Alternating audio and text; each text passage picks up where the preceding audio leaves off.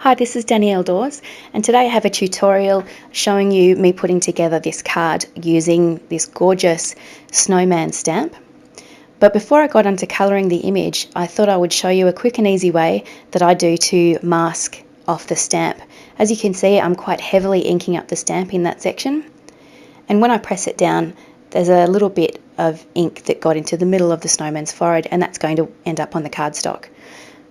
So what I do is get a post-it note, re-stamp just that portion, making sure that I get it up the top of the post-it note because that has the sticky part underneath. And then I will cut out the section that I need to use as a mask. So for this one, I'm going to use just the forehead.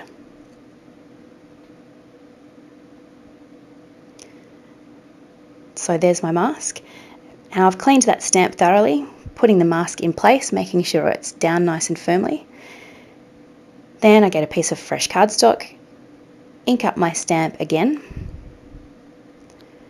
And one of the important things to remember is to make sure that you remove the post-it note mask, because otherwise you'll end up with the same smudge.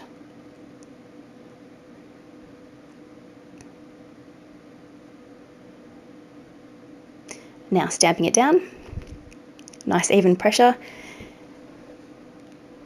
and a perfect impression. So now onto the colouring. I'm using Prismacolor pencils. I've decided that the scarf is going to be black and white. Now in order to make this scarf black and white, I need to do quite a bit of shading to make sure that I can get the shadows in the right spot. So I'm starting off with a mid kind of grey, then I'm putting black in the areas where the shadows would be the deepest. So from there, I'm getting probably the deepest shade of grey, and with a flicking motion, I'm grabbing the black as it is on the paper and flicking it towards the lighter portion. And now going back and doing the reverse and getting a lighter shade of grey and flicking it back towards the deeper part of the shadows. I find doing it this way just helps me to blend the colours together. That's it on a basic level. I'll still go in and do a few more layers. So going in again with a much lighter shade of grey and ending up with using a white pencil. A white pencil is probably one of the pencils that I would recommend most highly. It's brilliant at blending, adds beautiful highlights. You do want to make sure that if you're using it to colour in a white section, that you make sure that the pencil is clean. So you'll see here I just go off camera for a second, and that's me just rubbing the end of the pencil against my finger, just making sure that I get any excess grey off, because otherwise that will transfer over.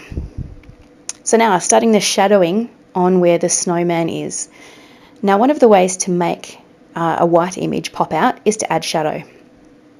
So I'm going in with a medium kind of grey, then adding a deeper grey, still not the deepest greys that are available because I don't want a really dark shadow.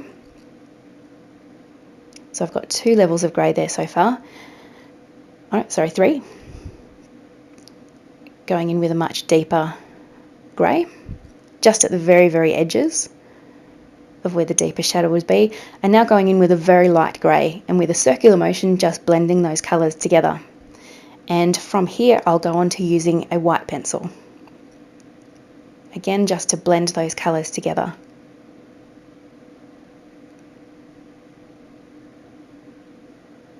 So that's it before I go at it with some odourless mineral spirits. Now odourless mineral spirits in other countries are called Gamsol. In Australia it's odourless mineral spirits, and I just found it at my art shop.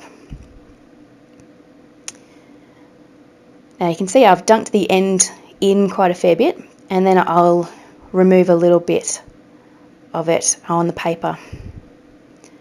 Now I use the side of my blending stump as well as the very tip, and I always start with the whitest or lightest area. So in this instance it is white, and I want to make sure that I'm not going to get any excess grey. So you can see me just wiping any excess colour that I get onto the paper stump.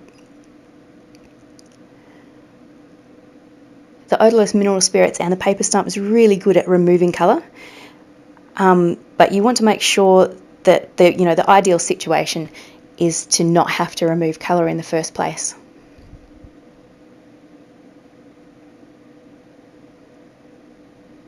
So again, I tend to use quite smooth motions and really get in there and move it around. You'll notice if you do it too much that the paper will start to disintegrate, so it really does take some practice. And now that I've done the lighter shades, I'll go into the darker shades and blend those together. Just a tiny bit to make sure, just to make those colours blend a little bit more smoothly. You definitely don't need to use odourless mineral spirits. I like to, particularly on white paper. I find it works really nicely. Now orange in to do the carrot for the nose. I'm using 3 different shades here, a lighter orange, now a deeper orange, where I'll put where the shadows would be. And I'll go back again with the lighter orange and blend those colours together. You can see me flicking where the shadows are. Back with the lighter orange. And then finally I'll use a white pencil again. Now the white pencil, when I get to it, isn't actually going to make it white, it's just going to add a really nice highlight to where the sun is hitting. So you can see it's not actually making it white, just add a highlight. Now onto the background, I'm using distress inks, so I'm going to mask off my image, and I'm using a masket tape that I found at my local scrapbook store. So I've stamped the image onto that tape, cut it out very carefully, and now putting it on top of the image. Now the distress inks that I'm using are Stormy Sky and Chipped Sapphire. Now going in with Stormy Sky first, I always dab a little bit off to the side, and then with a circular motion you go in from the outside edge into the inside. Because I've got that mask in place, it's going to keep my image nice and protected. You can see it's darker at the edges than it is towards the middle. And that's exactly how I want it to be for this image. Now going in with Chipped Sapphire, and to get the deeper shade of blue graduating all the way out, I'm not going in as far. So you can see me using the same circular motions but not going in as far as I did with the Stormy Sky. Now back again with Stormy Sky, and just to blend those 2 inks together. Now I'm being quite rough, I guess, right around the edges of the image, and because I've got that mask in place, it's perfectly fine. So now I just need to remove the mask. You can see that a tiny bit of the Prismacolor pencil has come off on the bottom of the mask, but I didn't find that it was enough to make to need to go back and redo any of the shadowing.